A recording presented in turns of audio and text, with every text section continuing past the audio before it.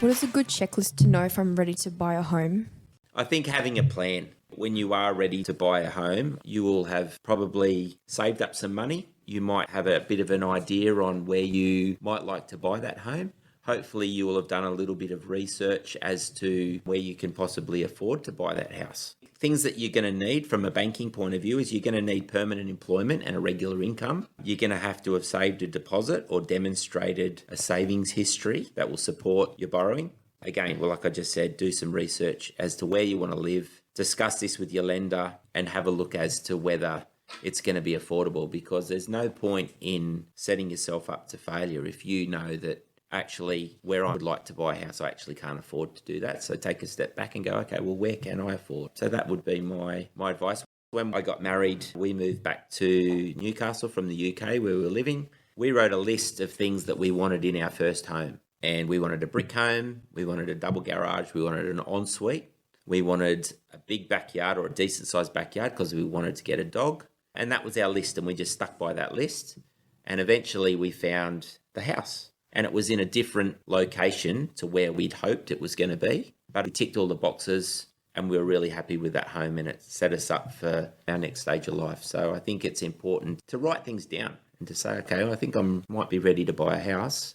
Start with that. Okay, well, how much deposit have I got? Go and speak to your bank. Okay, well, if I want to buy a house or a unit and it's cost this much, how much do I need? So you actually know, you've got that knowledge that you can go and work backwards from that. I think you guys are in such a good spot now to start, and I think it's amazing. And I tip my hat to you that you are actually thinking about your financial future at the stage of life you're at now, because a lot of people, I can tell you now, probably they're just whatever comes into their bank account.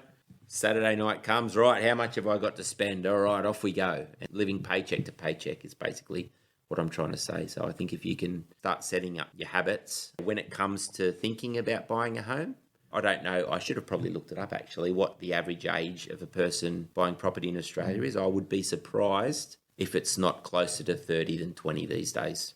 36, wow, so it's not even in the 20s. There you go.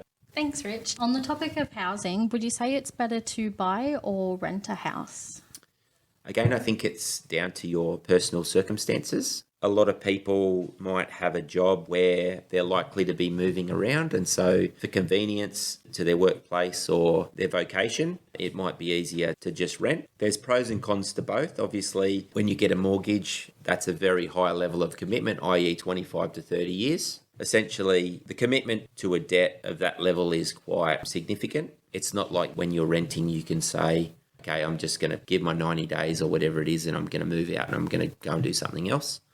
The pros, I guess, to having your own place is you can do what you like to it. You know, if you want to paint the outside of your house pink and blue, go for it.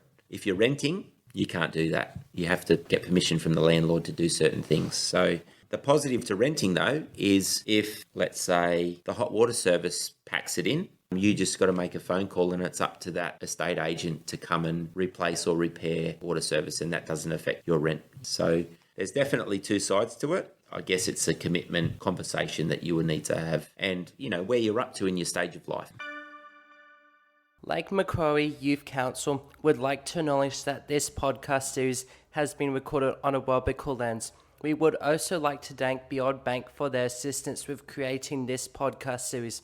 While thankful, please note that the Youth Council does not specifically endorse Beyond Bank's products or services.